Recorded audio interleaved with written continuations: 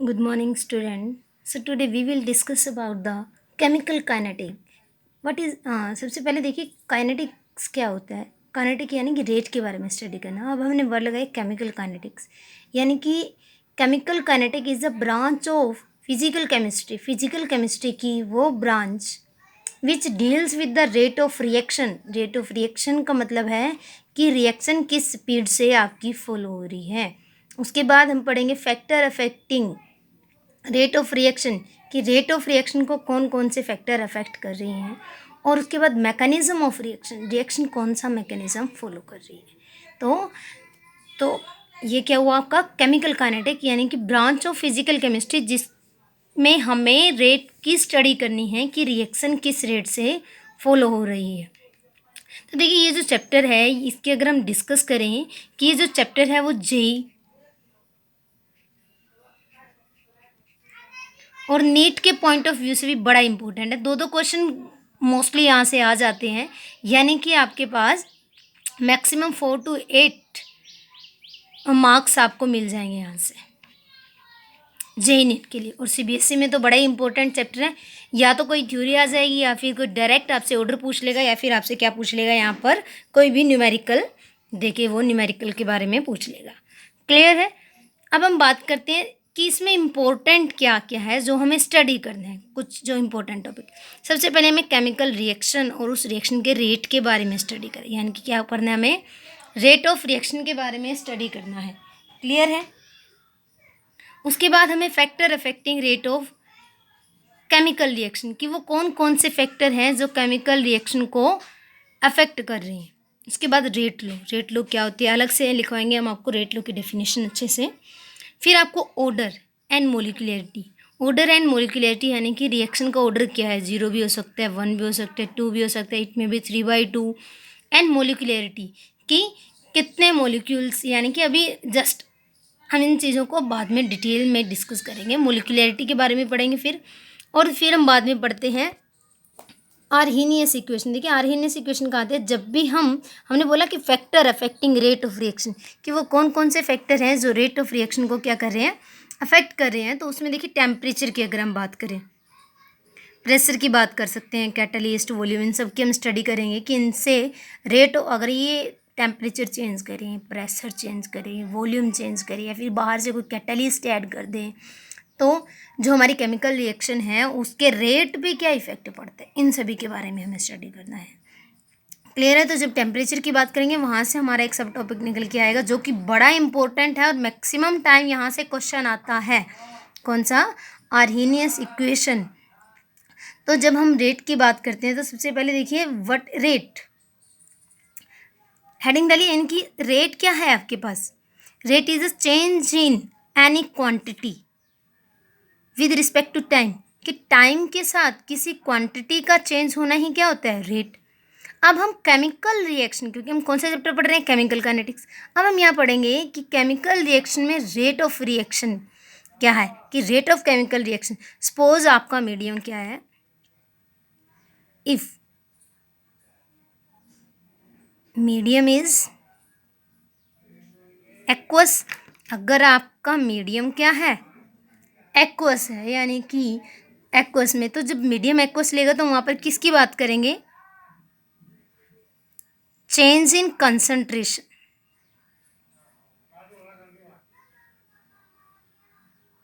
किसकी बात करेंगे, चेंज इन कंसंट्रेशन। ठीक है। एक गैसेस, अब गैसेस मीडियम भी तो हो सकते हैं, कि आपने दो गैसेस को मिक्स किया, जब हम मीडियम कौन सा लेंगे, गैसेस, तो वहाँ पर चेंज इन प्रेशर बात करेंगे, क्या बात करेंगे, चेंज इन प्रेशर। तो अब आप केमिकल रिएक्शन के रेट को कैसे डिफाइन करेंगे, चेंज इन, डेफिनेशन लिखिए,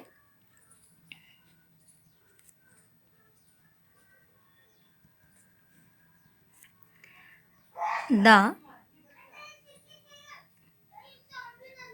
चेंज इन कंसंट्रेशन हो, या फिर हम कहें एक्वस मीडियम होगा तो कंसंट्रेशन, गैसेस मीडियम होगा तो pressure, change in the concentration और प्रेशर ऑफ अ रिएक्टेंट या वो रिएक्टेंट की चेंज हो रहा, चेंज इन द कंसंट्रेशन या फिर pressure of a reactant and product. Clear है? विद रिस्पेक्ट टू, किसके रिस्पेक्ट में? टाइम के रिस्पेक्ट में, is called rate of a chemical reaction. देखिए, इसमें हम आगे चलने से पहले, सबसे पहले जब हम रेट की स्टडी करेंगे तो सबसे पहले हमें पता होना चाहिए कि हम यहाँ पर किस किस तरह की रिएक्शन की स्टडी करते हैं। ठीक है, तो सबसे पहले आप हेडिंग डालिए। आपको नॉलेज होनी चाहिए, इसकी बेसिक नॉलेज। देखिए, आपको इंटरेस्ट बनाना पड़ेगा, बड़ा ही इंटरेस्टिंग चैप्टर है। आप जितना इंटरेस्ट लेके इसको स्टडी करेंगे उतना ही आपको इसमें मज़ा आएगा। तो सबसे पहले आप लोग हेडिंग बनाइए, क्या? Type of chemical reaction according to rate. Rate के अकॉर्डिंग केमिकल रिएक्शन कितने तरह की होती है? लिखिए फर्स्ट, वेरी फास्ट। क्या होगी वेरी फास्ट का मतलब? समझ रहे हैं कि हमने दो मिक्सचर लिए, सपोज हमने दो मिक्सचर लिए और दोनों को मिक्स किया, एकदम से दोनों मिक्स हो गए, तो those reaction are called very fast. यानी कि जिसमें टाइम हमने, हम कहते हैं ना कि हमने ब्लिंक किया और रिएक्शन हो गई, यानी कि those which finish in fraction of time. तो कौन सी reaction? Those reaction which finish in fraction of time। यानी कि एकदम से हो जाए, हमने दो रिएक्टेंट को मिक्स किया। और ऐसी रिएक्शन कहाँ होंगी? मेनली ऐसी रिएक्शन जहाँ पर आयन की इन्वॉल्वमेंट हो। कहाँ पर होगी? आयन की। For example ionic reaction. कौन सी रिएक्शन? आयनिक रिएक्शन की अगर हम बात करें, यानी कि जहाँ पर आयन्स की इन्वॉल्वमेंट हो, या फिर हम कहें कि जहाँ पर बॉन्ड ब्रेकिंग या फिर कोई बॉन्ड की फॉर्मेशन ना हो रही हो, कि आयन ऑलरेडी थे वो एक दूसरे से अटैच हो जाते हैं। एग्जाम्पल ले सकते हैं, लाइक हमने NaCl को ऐड किया प्लस AgNO3। जैसे ही मैं NaCl को AgNO3 में ऐड करती हूँ तो हम देखते हैं कि एकदम से हमें वाइट कलर के PPTs मिल जाते हैं AgCl के। एकदम से नीचे बैठ जाएंगे वाइट कलर की PPT, और साथ में हमें क्या मिल जाएगा? NaNO3। तो बड़ी फास्ट रिएक्शन थी। देखिए, ऐसी रिएक्शन जो होगी उनके लिए हमें रेट स्टडी नहीं करना है, क्योंकि देखिए जब इतनी फास्ट है कि हम इनका रेट स्टडी ही नहीं कर पाते, तो इनकी नो सिग्निफिकेंस की हम यहाँ पर रेट की बात नहीं करेंगे। सेकेंड रिएक्शन हो सकती है very slow reaction. Very slow reaction, very slow से समझ रहे हो कि वो रिएक्शन जो एक लंबे समय तक पड़े रहे, यानी कि कोई रिएक्शन है जो 1 साल 2 साल या फिर 6 महीने 7 महीने, इतना टाइम लगा के कोई रिएक्शन कंप्लीट हो रही है, तो those reaction are called very slow reaction. तो हम किसकी बात करें? वेरी स्लो रिएक्शन, यानी कि जो क्या करें, जो फाइनाइट टाइम में कंप्लीट हो जाए। ठीक है, like which reaction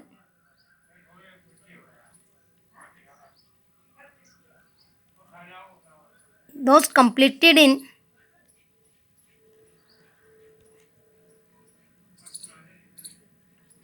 long time, for example year or months। Clear है? आप यहाँ पर किसका एग्जाम्पल ले सकते हैं? हम लोग यहाँ पर किसका एग्जाम्पल ले सकते हैं? हम लोग यहाँ पर एग्जाम्पल ले सकते हैं किसका? रस्टिंग ऑफ आयरन की very slow reaction which completed very long period की। अब हमने आयरन को रखा है ना, ये तो है नहीं कि आपने आज आयरन को रखा है, कल आप बाहर जाओगे इस पर जंग लगवा, नहीं ना। आप आयरन को रखते हो तो आप देखते हो कि कुछ बड़े लंबे, जब आप उसको 1-2 साल के बाद संभालते हो तो आप देखते हो कि आयरन पे हमारी क्या हुई है? रस्टिंग हो गई है। तो वो वाली रिएक्शन जो काफ़ी लंबे टाइम के बाद हो उन्हें हम कहेंगे वेरी स्लो। तो ऐसी रिएक्शन के रेट की भी हमें स्टडी नहीं करनी जो कंप्लीट ही इतने लंबे पीरियड के बाद हो रही है। तो नेक्स्ट हमें स्टडी करना है वो क्या, हमारा मॉडरेट रिएक्शंस। कौन सी? मॉडरेट रिएक्शन की जो ना तो बहुत ज़्यादा फास्ट हो ना ही बहुत ज़्यादा क्या हो, स्लो हो, जिनमें हमें बॉन्ड ब्रेकिंग का भी पता चल रहा है, बॉन्ड फॉर्मेशन का भी पता चल रहा है, कि वो वाली रिएक्शन जिनमें हमें बॉन्ड ब्रेकिंग फॉर्मेशन का पता चल जाए और जिनके रेट को हम स्टडी कर सकते हैं, उनको क्या कहते हैं हम, कि एक विच completed in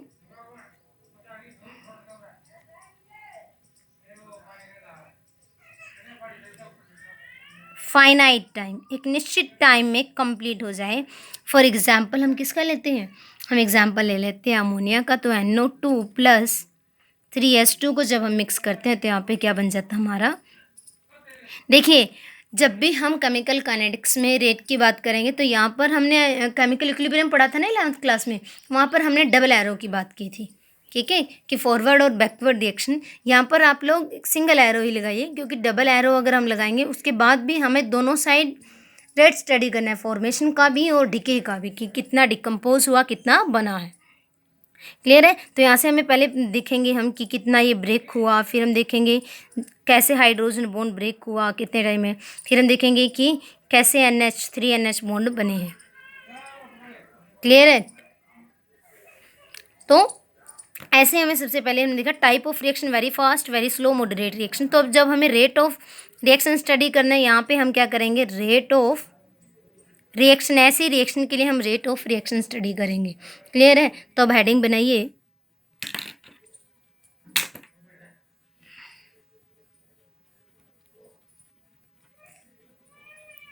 calculating the rate of reaction. अब आपको रेट ऑफ रिएक्शन निकालना है। देखिए जो रेट ऑफ रिएक्शन निकालना है, फर्स्ट जो आपकी बुक में दिया है NCERT के अकॉर्डिंग, आपको पहले क्या पढ़ना है, average rate, average rate of reaction के बारे में पढ़ना है। फिर आपको क्या पढ़ना है, इंस्टेंटेनियस,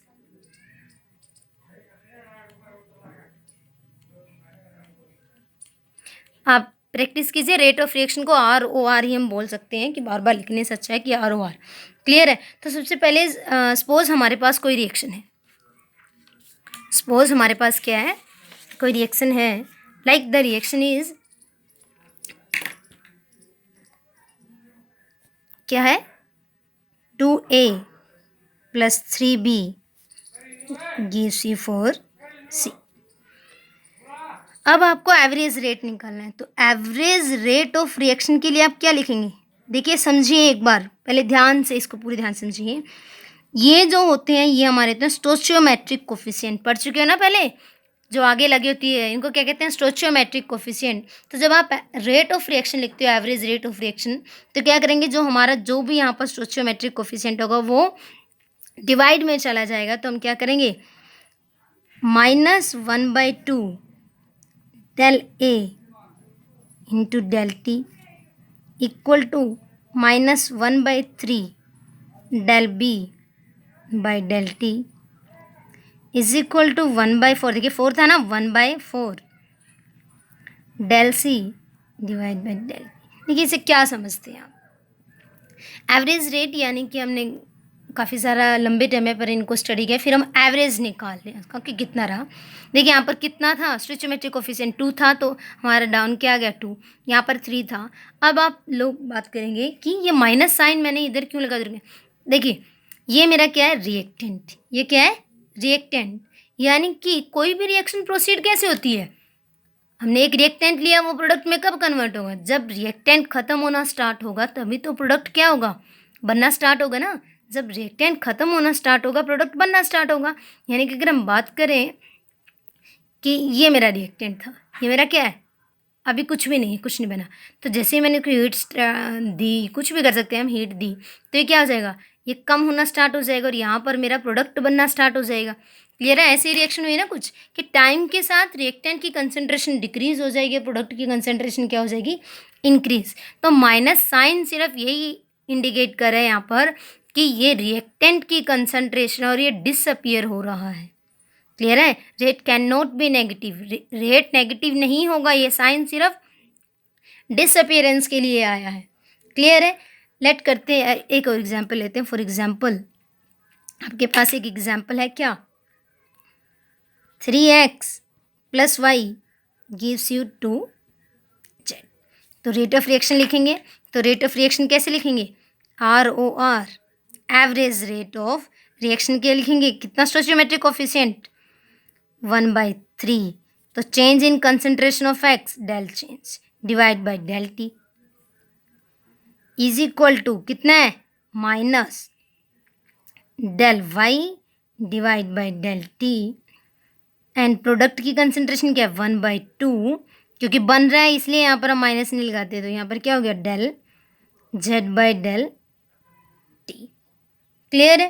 अब देखिए दो चीज़ें, मैंने दो वर्ड यूज़ किए कि बन रहा है, तो उसका हम बोल सकते हैं rate of formation of Z, क्योंकि यहाँ पर जेड बना है ना प्रोडक्ट में, तो आप क्या बोल सकते हैं, rate of formation of Z निकालिए, या फिर वो आपसे पूछेगा rate of disappearance of x. तो देखिए लिखिए, रेट ऑफ अपीयरेंस यानी कि बनना, अपीयर होना, स्टार्ट होना,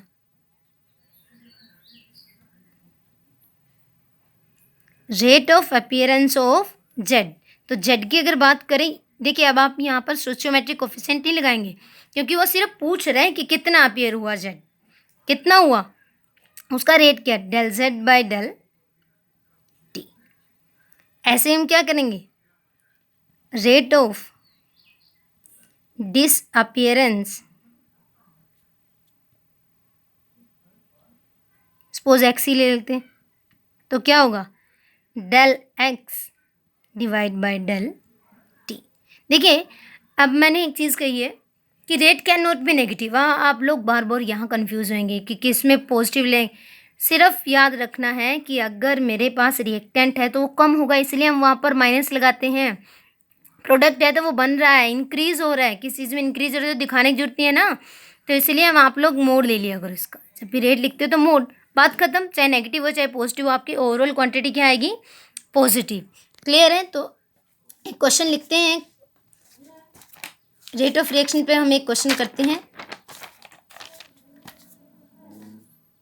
यूनिट लिखिए सबसे पहले, अब रेट ऑफ रिएक्शन, अब यहाँ पर यूनिट क्या होगा इसका, देखिए यूनिट, अगर आप लोग यूनिट की बात करें, आपने क्या लिखा है, रेट ऑफ रिएक्शन की अगर हम यूनिट की बात करें तो ऊपर क्या है, change in concentration, change in concentration यानी कि ऊपर आपका क्या आया, कंसंट्रेशन, नीचे हमने क्या लिया, चेंज इन टाइम, तो नीचे क्या आया, टाइम। तो कंसंट्रेशन का यूनिट क्या होता है यूजुअली हमारा, मोल लीटर इनवर्स, और टाइम को हम स्टैंडर्ड में ले तो क्या हो गए, सेकेंड। तो रेट का जो यूनिट रहा, यूनिट ऑफ रेट की अगर हम बात करें, किसकी, रेट के यूनिट की, तो आपके पास जो रेट का यूनिट आया वो क्या है आपके पास, mole litre inverse second inverse. इस पे सबसे ज़्यादा क्वेश्चन पूछे जाते हैं 1 नंबर का, क्योंकि अब सीबीएसई ने 20 मार्क्स कर दिए हैं ना, 1 मार्क्स वाले, तो यहाँ से डायरेक्ट क्वेश्चन पूछ लेता है कि फर्स्ट ऑर्डर के लिए, सेकंड ऑर्डर के लिए रेट क्या होगा, या फिर आपको रेट दिया होगा, आप रेट से भी बता सकते हो कौन से ऑर्डर की रिएक्शन होगी, तो आगे इसका बड़ा यूज़ होने वाला है, तो अभी आप इसको याद रखिए। और अच्छा, दो चीज़ें बात की हमने ना, ये था एक्वस के केस में, क्यों, कंसंट्रेशन की बात है। अगर मैं गैसेज लिया होता तो यहाँ पर क्या हो जाता, एटम। क्लियर है। सेकेंड इनवर्स, इसको आप बॉक्स में बंद की कर लीजिए, और ये आपको स्टार, ये आपको याद रखना है। आप एक क्वेश्चन लिखिए, लाइक सिंपली एक बार इसका भी लिख लेते हैं कि अगर आपके पास 4NH3 है, 5O2 है, gives you 4NO plus 6H2, तो एवरेज रेट कैसे लिखेंगे फिर से, देखिए average rate of reaction is equal to -1/4 del NH3 change in temperature is equal to -1/5 del O2 divide by change concentration of with respect to time is equal to 1/4 del NO divide by del T is equal to 1/6 del H2O del T। Clear है। अब rate of appearance of NO क्या पूछा, suppose उसने पूछ लिया आपसे क्या, rate of rate of appearance किसका, NO का, तो क्या होगा, is equal to mod of क्या था, rate of appearance of change in concentration of NO del T. अगर आपसे डिसअपियरेंस ऑफ O2 पूछ ले, क्या पूछ रहे हैं, rate of disappearance of O2, तो क्या होगा, मोड लगा दीजिए बस, change in concentration of O2 divide by time. समझा रहा है।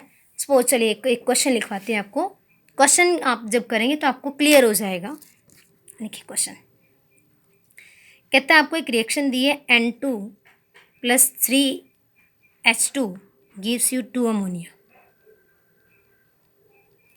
कहते हैं during the formation of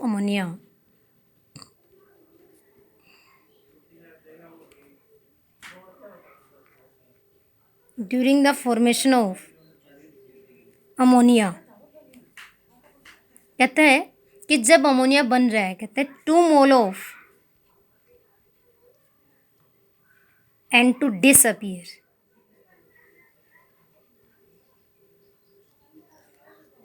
in 1 minute.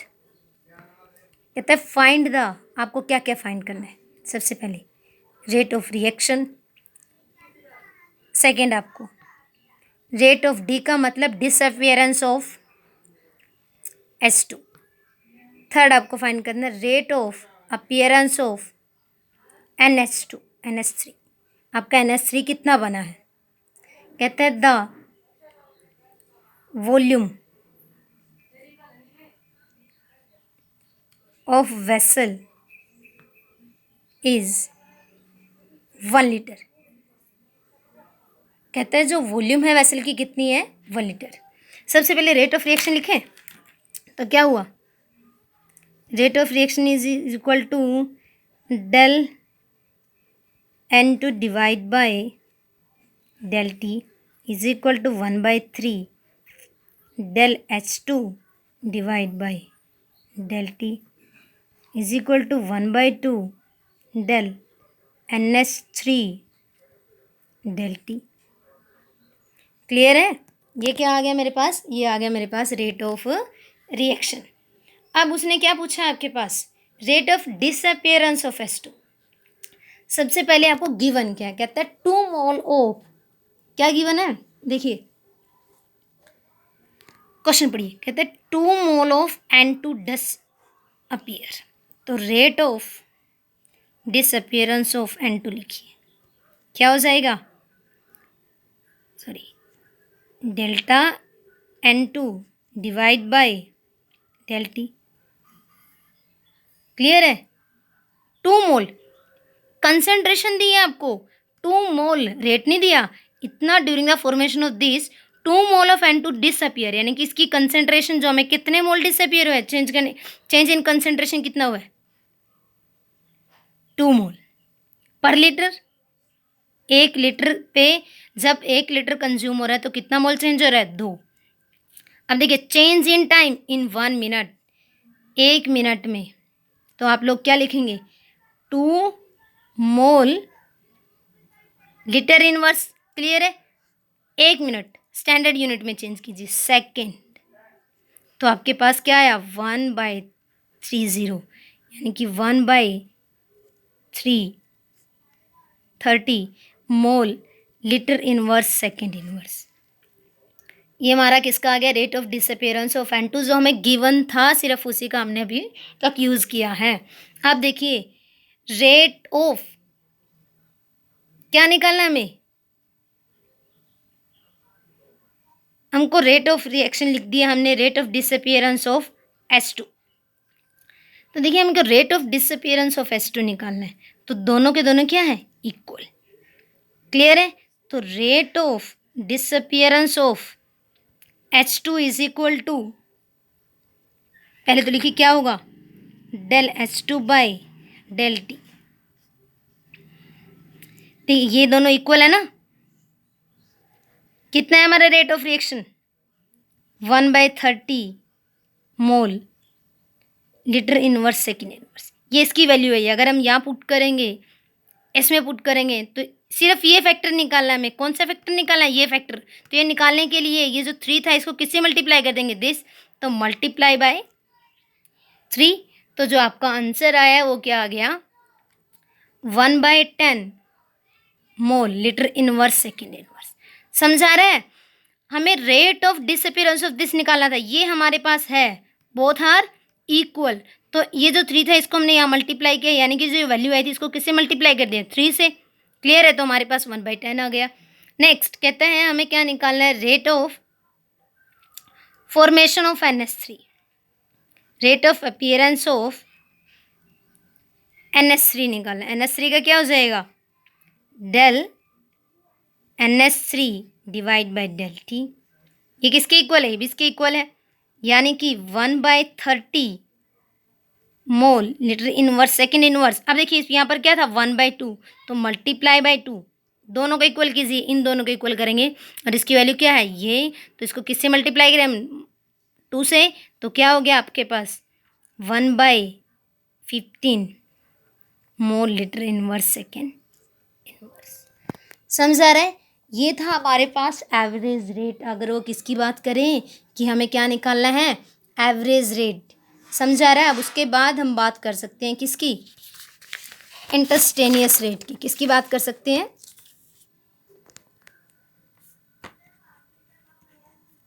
Instantaneous rate.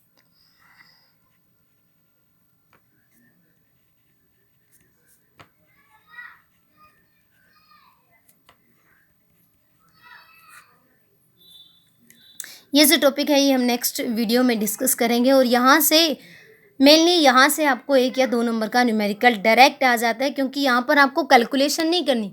ये टेलबिट कैलकुलेशन थी। देखिए पिछले न्यूमेरिकल में कुछ ही कैलकुलेशन थी ना।